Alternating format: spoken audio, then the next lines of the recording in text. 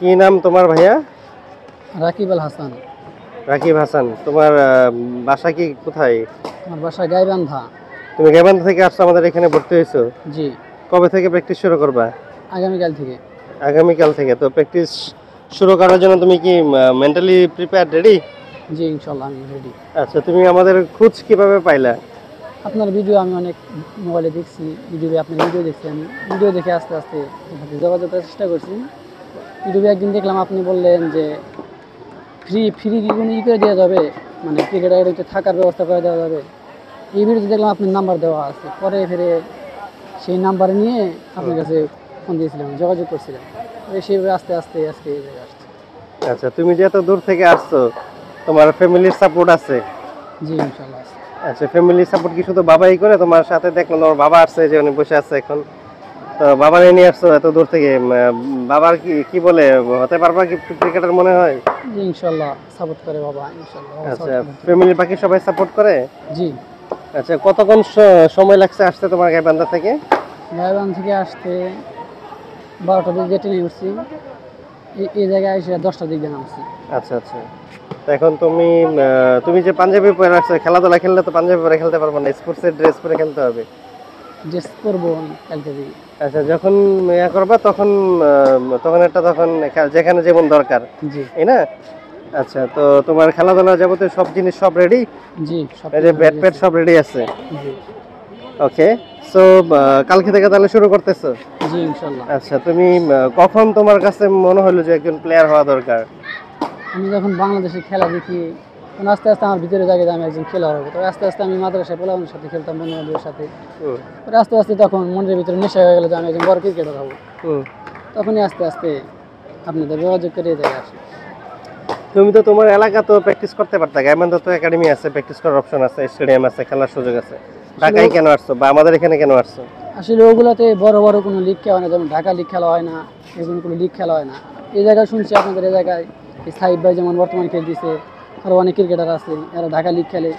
এদের খোঁজ দেখে এই জায়গায় আমি আসছি, যেন ঢাকা লিগ আমি যেন বড় একজন লিগ খেলতে পারি, আস্তে যেন বড় নিয়ে যেতে পারি, সেই জন্য আসছি। আচ্ছা, তোমার বয়স কত এখন? 17 চলতেছে। 17 চলে। তো ফিউচারে তুমি কার মতো হতে চাও বা তোমার আইডলকে, কাকে ফলো করে তুমি প্লেয়ার হতে চাও? আমি একজন ওপেনার ব্যাটসম্যান হতে চাই, যেমন তামিম ইকবাল ভাইয়ের মতো। তুমি কি ডানহাতি ব্যাটসম্যান না বামহাতি? ডানহাতি। কিন্তু তামিম ইকবাল তো বামহাতি। ওপেনার হতে চাই। মানে ওপেনিং ব্যাটসম্যান হতে চাও? জি। বোলিং করো না?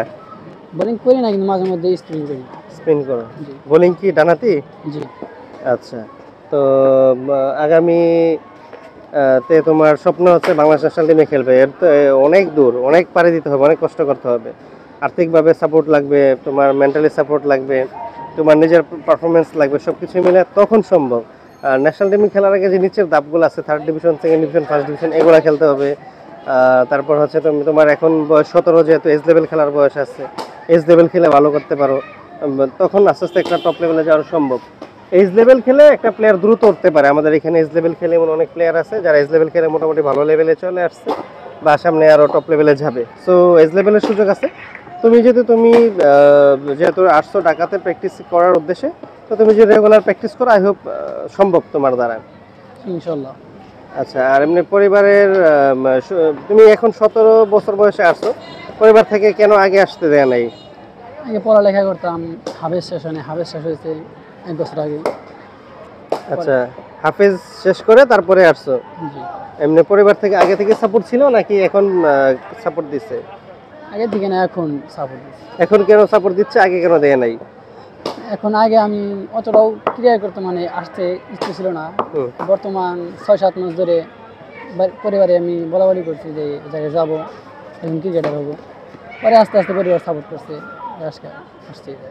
আচ্ছা, বাংলাদেশের শুধু তামিম ইকবালরে ভালো লাগে? ভালো লাগে অনেকজনেই, সাকিব ভাই আছে, তামিম ভাই বর্তমানে আছে, পারভেজ যেমন, তানজিদ, সাকিব ভাই, সবাই ভালো লাগে। ওকে। তো তোমার বাবাকে ডাকো তোমার পাশে, তোমার বাবার সাথে একটু কথা বলি। হ্যাঁ, সমস্যা নাই। আচ্ছা, তাহলে উনি বুঝছি আনইজি ফিল করছে। তোমার বাবার, তোমরা কয় ভাই বোন? তোমার কয় ভাই বোন তোমরা? 2 ভাই 1 বোন। 2 ভাই 1 বোন। তুমি সবার বড়? জি। তারপরে কি ভাই না বোন? ভাই। তারপরে বোন? জি। তুমি সবার বড় তাহলে? জি। ওকে, তোমার ফ্যামিলি কি তোমার বাবা চালাচ্ছে এখন? জি, কি করে তোমার আব্বু এখন? কৃষিকাজ করে। আচ্ছা আচ্ছা। তো তুমি কি তোমার বাবার যে কষ্ট করে তোমাকে টাকা দিয়ে ঢাকায় প্র্যাকটিস করার জন্য পাঠাইছে বা আসছো যে স্বপ্ন নিয়ে, সেটা কি পূরণ করতে পারবে বলে মনে হয়? জি, ইনশাআল্লাহ অনেক চেষ্টা করবে দেখি আল্লাহ তাআলা।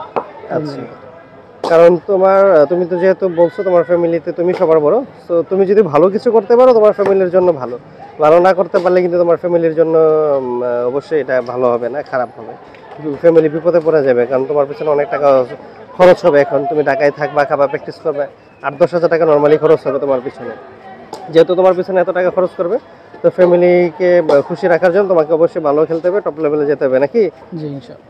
আচ্ছা, তো ঠিক আছে, তাহলে অবশেষে দর্শকদেরকে কিছু বলতে চাও যারা এই ভিডিওটা দেখতেছে বা দেখবে? দর্শকদের বলতে চাই, যারা ভালো লেভেলে খেলতে চায় তারা যেন এরকম ভালো একাডেমিতে ভর্তি হয়, যেমন বড় বড় সাইবের মতন বড় বড় খেলোয়াড় হতে পারে, সবাই যেন ভালো খেলতে পারে সেজন্য। আচ্ছা, ঠিক আছে, তোমার জন্য শুভকামনা থাকলো। অবশেষে সবার একটা সালাম দেয়া দাও। আসসালামু আলাইকুম।